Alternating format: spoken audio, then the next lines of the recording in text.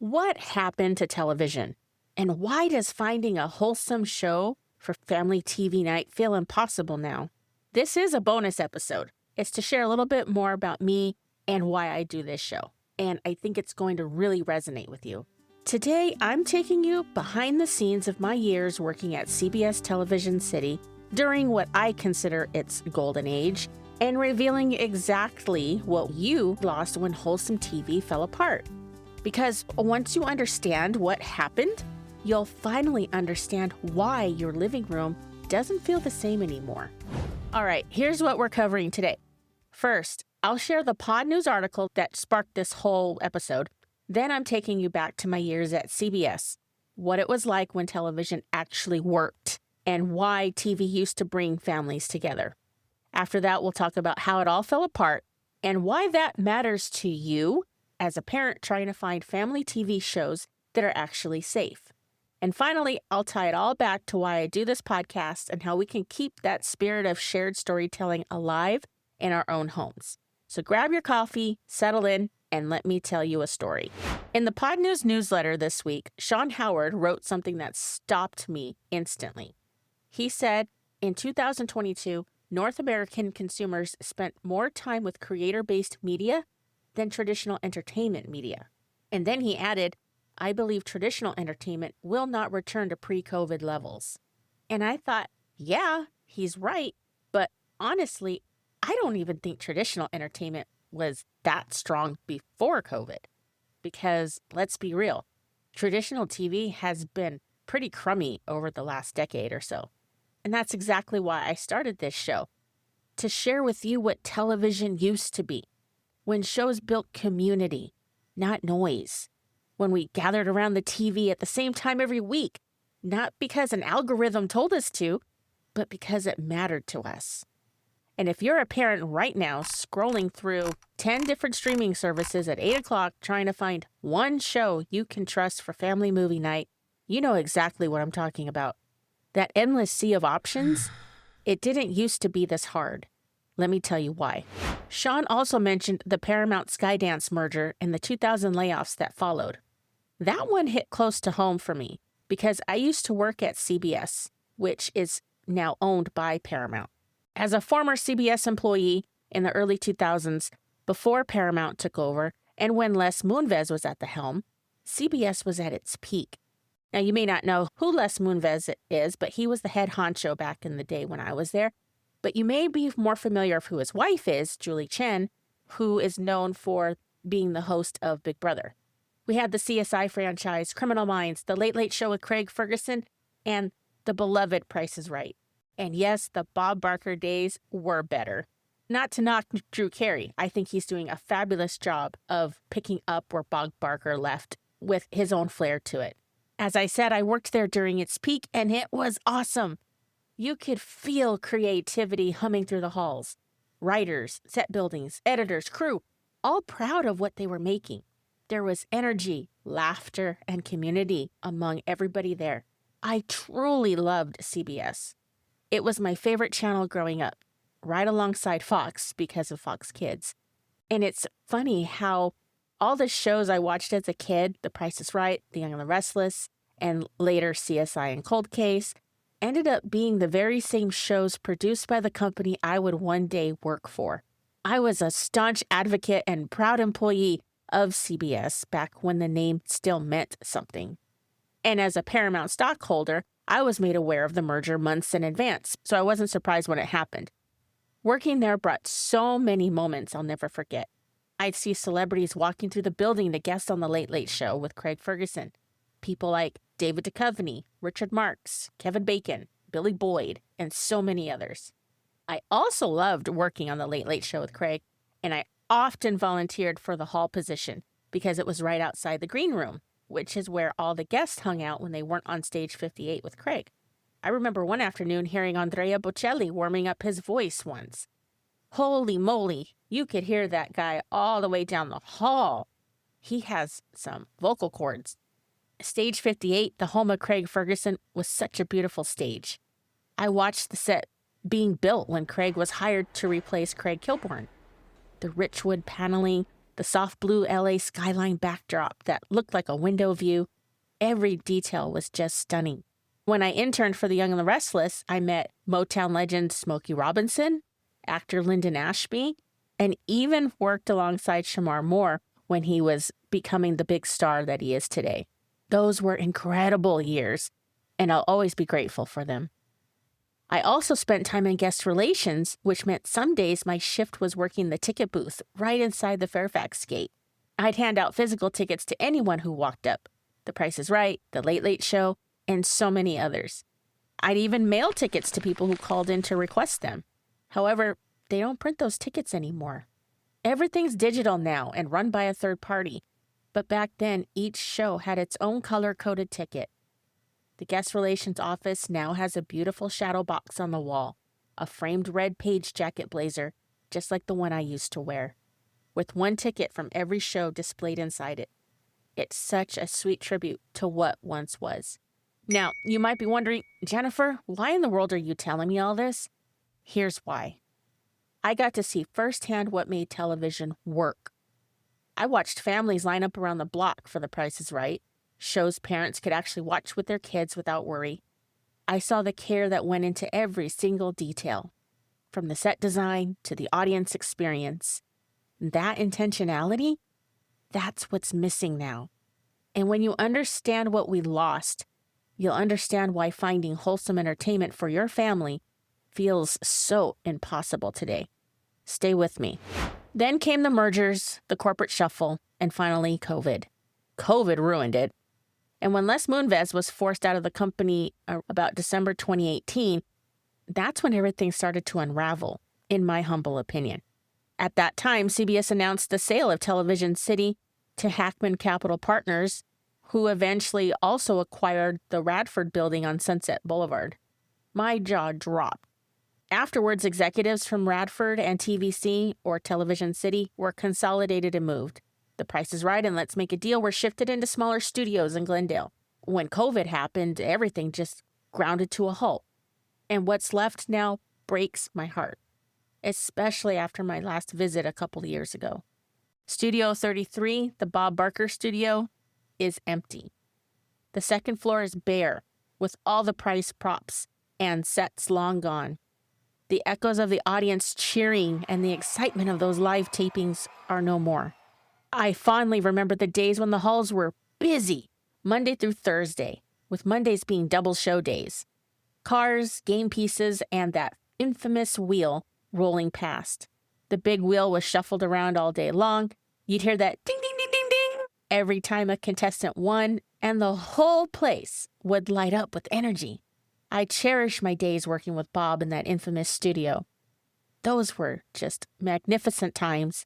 And again, I am so lucky and so very blessed to have been there when I was. Now, The Price is Right is filmed in Glendale, and the second floor that once buzzed with shows is nearly empty. Just Young and the Restless and Bold and the Beautiful hanging on. The third floor that used to house The Late Late Show with Craig Ferguson, then replaced by James Corden, is empty too. Nothing's taped there. It's just a shell. And the commissary? I used to go there for made-to-order meals. Now it's empty. No people.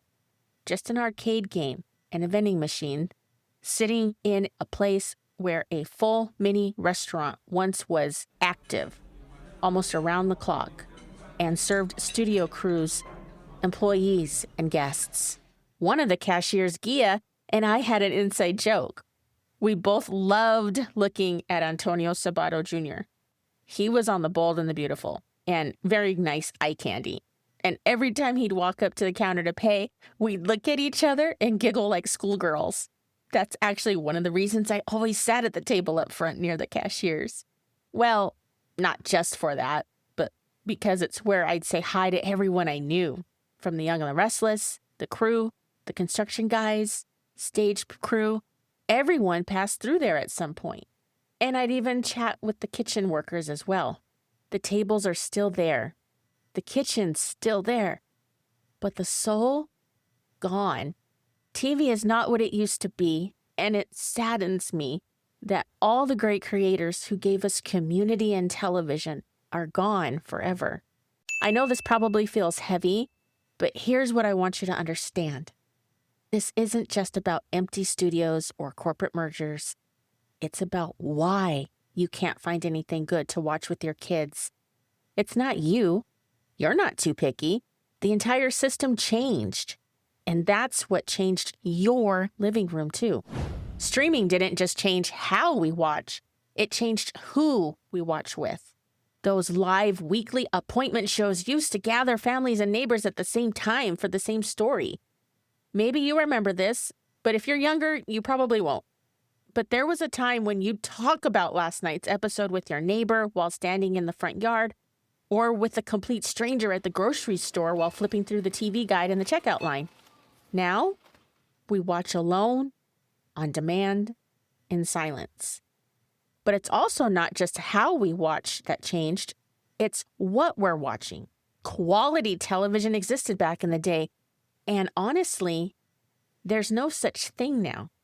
I know that sounds harsh, especially if you grew up on modern TV and streaming. If that's all you've ever known, it probably seems incomprehensible to understand just how great old TV was, and still is. But trust me, there's a reason so many people are rediscovering these classic shows on YouTube and free streaming platforms, because they were actually good. And part of what made them good were the guardrails that were in place. You see, there used to be FTC guidelines that set actual standards for what could and couldn't be shown on television. Those standards shaped the kind of content families could trust. But they also forced writers and producers to be creative with how they told stories. Growing up in the 80s, I remember certain things were just handled differently. You'd never see a homosexual couple actually kiss on screen. The camera would pull away right before, and you'd know what was happening, but they never showed it. Drug scenes were also carefully filmed, so you'd never actually see anyone sniffing or shooting up. There was an intentionality to it. And if you go back even further to the 50s and 60s, the standards were even tighter. In case you didn't know this, married couples on TV shows had to be shown sleeping in separate beds. Now, I know you're thinking, separate beds? Because showing an unmarried couple sharing a bed was considered inappropriate. There's this great story about the original Superman TV series with George Reeves. He did a Kellogg's Sugar Smacks cereal commercial once, and the network wouldn't let Lois Lane appear in it with him. Noelle Neal, the actress who played the first Lois, was quoted saying, "Oh, well, we don't feel you should be sitting at a breakfast table having cereal with Superman or Jimmy Olsen, because that's just wrong." Can you imagine? They couldn't even show them eating breakfast together in a commercial, because you couldn't have Lois and Superman or Lois and Jimmy Olsen waking up to breakfast together, because that would mean she slept in the house. Now look, I'm not saying everything back then was perfect. I know times have evolved and some of those old standards seem almost quaint now, but here's my question. What changed? Was it the FTC loosening guidelines? Network executives deciding anything goes? Or did we as a culture just stop caring about those boundaries? I'd love to hear your thoughts on these questions. Send me a voicemail with what you think at speakpipe.com/wholesometvpicks. I honestly don't know the full answer, but here's what I do know and what you can do about it. You can choose to opt out of modern stuff. You don't have to let your kids grow up thinking low-quality content is normal just because that's what Netflix recommends or somebody suggests to you. You can intentionally curate what comes into your home, and that starts with knowing where to find the good stuff, which is exactly why I do this podcast. Every week, I'm giving you one specific show or family movie you can trust, so you can skip the endless scroll and get straight to quality family time. Because when there were guardrails and quality standards, you didn't have to wade through endless garbage to find clean TV shows in the first place. Wholesome TV shows were the norm, not the exception you have to hunt for today. Networks had limited airtime, so they curated carefully. Writers had to craft stories that worked within boundaries, which often made them better writers. And families could turn on the TV without constantly worrying about what their kids might see. And that goes for commercials too. Now you've got numerous streaming services with thousands of options, and most of it isn't even worth your time. It's just content.